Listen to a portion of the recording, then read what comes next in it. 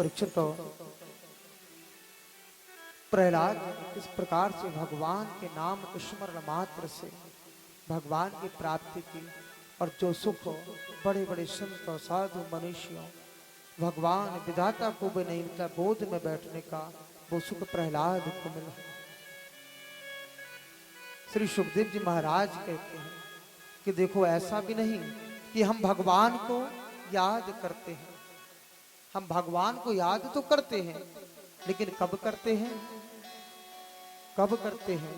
जब हमारे ऊपर कोई संकट आता है तब हम परमात्मा को याद करते हैं, और जब हम सुख में रहते हैं तो परमात्मा की भी स्मृति हो जाती है। हम परमात्मा को याद नहीं करते, भूल जाते हैं, और जैसे दुख आया हम परमात्मा को याद करने लग जाते। दुख में सुमुरन सब करे, सुख में करहि न कोय, जो सुख में सुमुरन करे, सो दुख काहे को होय। परमात्मा की याद यदि सुख में हम ज्यादा करेंगे तो दुख आएगा ही क्यों? सुख में याद परमात्मा की करेंगे तो दुख कैसे आएगा? लेकिन याद तो कब करते हैं? जब दुख आता है तब परमात्मा की याद आती है, परमात्मा के दरवाजे पर जाते हैं। सुख में हम परमात्मा की बिल्कुल भी याद नहीं करते। कहते हैं कि राज ने एक कथा याद आ गई। एक पर्वत था त्रिकूट, त्रिकूट का अर्थ होता है 3 शिखरों वाला, और त्रिकूट पर्वत के मंदराज्य गुफाओं में एक हाथी रहता था जिसका नाम गजेंद्र, और गजेंद्र जो हाथी था गजराज, उसमें 10,000 हाथियों के बराबर का बल था। इसलिए जितने भी छोटे छोटे जीव जंतु वह सभी उसकी जय जयकार करते थे, और गजराज भी टेढ़ी नजर से उन जीवों को देखता, कहता कि यदि आपको किसी प्रकार का कोई कष्ट हो तो मुझे कहना।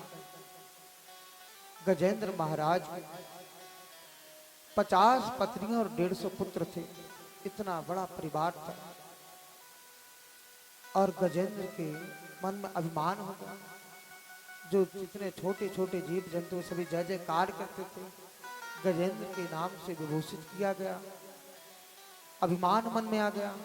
एक बार गजेंद्र हाथी अपने 50 पत्नी और 150 पुत्रों के साथ में सरोवर में स्नान करने को गया, और हाथियों को स्नान करने का बड़ा शौक भी रहता है। स्नान करने लगा, और स्नान करते करते समय हुआ, उसी सरोवर में एक विशाल ग्राह रहता था।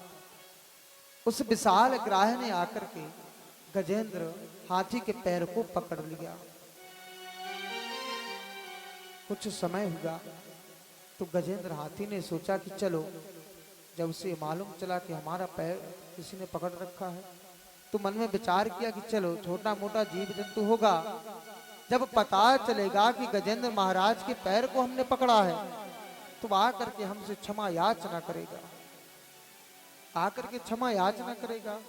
कोई बात नहीं, स्नान करता रहा। कुछ और समय व्यतीत हुआ, और उस विशाल ग्राह ने क्या कार्य किया, धीरे धीरे गजेंद्र हाथी के रक्त का शोषण करने लगा।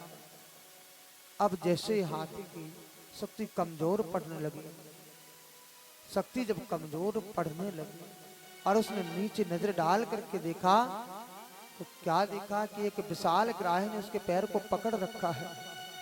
अब हाथी ने छुड़ाने का प्रयास किया, अपने बल का परिचय दिया, लेकिन तिल भर भी पैर हिला नहीं सका, और वह ग्राह तो हाथी को पकड़ करके नीचे की ओर ले जाने लगा, नीचे खींचने लगा। तो क्या कार्य किया उसने, अपने 150 पुत्रों 50 पत्नियों को बुलाया कि देखो मेरे प्राण संकट में है, आओ मेरी रक्षा करो, हमें बचाओ। तो उन सभी ने क्या कार्य किया, हाथी के सूंड से सूंड लगाई और खींचना आरंभ कर दिया। समय व्यतीत होता गया, विशाल ग्राह ने तिल भर भी पैर हाथी का नहीं छोड़ा। वह तो हाथी को नीचे की ओर खींच करके अथाह जल में ले जाना चाहता था। महीने 2 महीने का समय व्यतीत हो गया।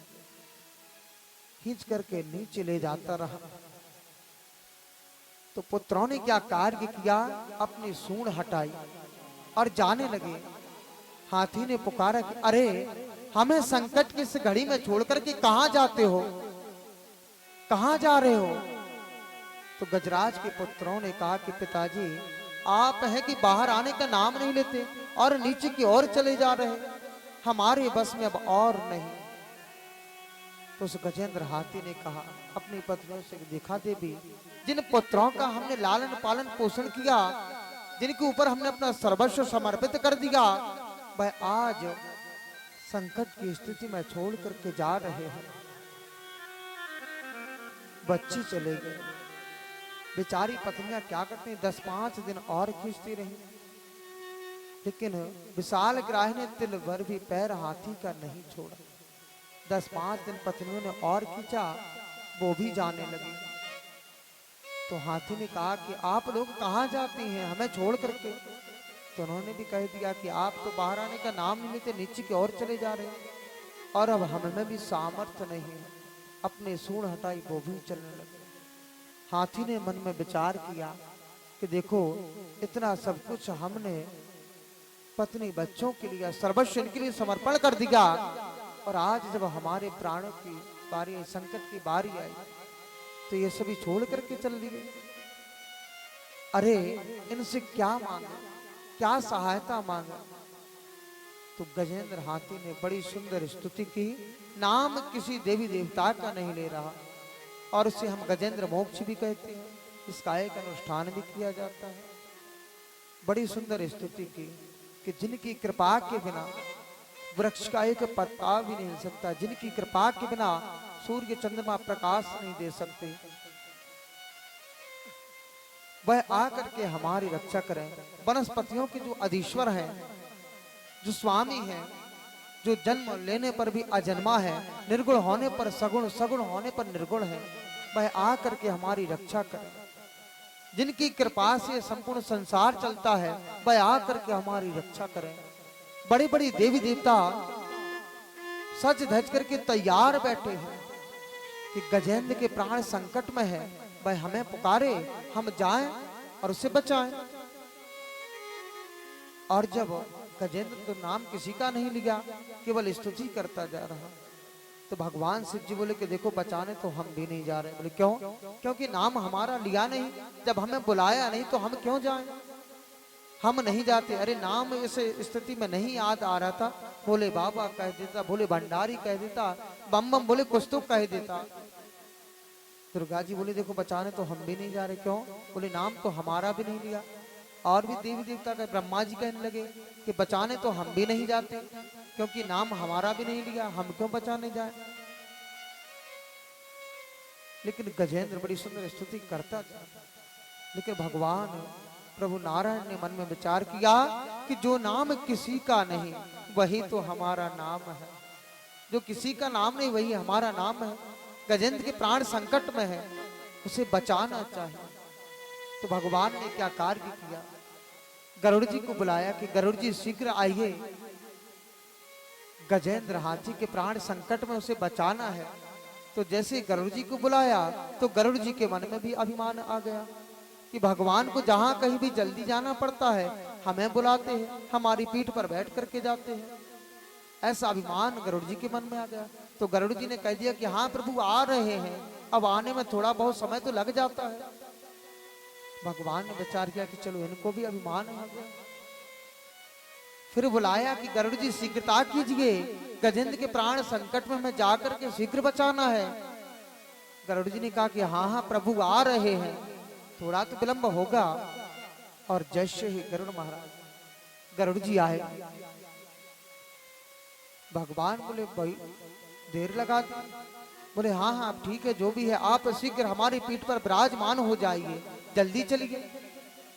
तो भगवान ने क्या कार्य, मन में सोचा कि अभिमान तो आ ही गया है, पहले इनके अभिमान को दूर करना चाहिए। गजेंद्र को तो हम बचा ही लेंगे, लेकिन जो ग्राह रूपी अभिमान ने गरुड़ जी को पकड़ रखा है, इन्हें निकालना आवश्यक है अभिमान से बाहर। तो भगवान ने क्या कार्य किया, अपनी कन्नी अंगुली को गरुड़ जी के पीठ पर रख दिया और बोले हाथ चलिए। गरुड़ जी बोले भगवान मजाक मत कीजिए, आप जल्दी से बैठ जाइए। आप कह रहे थे जल्दी चलना है, अब आप मजाक करते हैं। भगवान बोले आज तुम हमारी इस अंगुली को ही उड़ा करके दिखाओ। अब गरुड़ महाराज ने पंख फड़फड़ाने शुरू किए। पंख फड़फड़ाते हुए गरुड़ जी पसीने पसीने हो गए, लेकिन तिल भर भी अंगुली को हिला नहीं सके। भगवान बोले कि अभिमान करते हो कि नारायण भगवान को लेकर के जाते हो? अरे तुम्हारा क्या सामर्थ्य हो, क्या औकात तुम्हारी जो तुम हमें उड़ा करके ले जाओ? हम स्वयं तुम्हारी पीठ पर बैठ करके अपने चरणों में तुम्हें दबा करके लेकर के जाते हैं। तुम्हारा क्या सामर्थ्य है? कहते हैं कि भगवान को उड़ा करके ले जाते हैं, हम स्वयं अपने पंजों में दबा करके तुम्हें ले जाते हैं। गरुड़ जी के मन में जो अभिमान था वो चूर चूर हो गया। और जैसे प्रभु आए तो देखा कि केवल तिल भर सूंड बाहर रह चुकी थी गजेंद्र की। भगवान ने हाथ बढ़ाया और सूंड पकड़ करके गजेंद्र को बाहर निकाला और सुदर्शन के द्वारा ग्राह का सिर धड़ से अलग कर दिया। बोलिए श्री हरिनारायण भगवान की जय।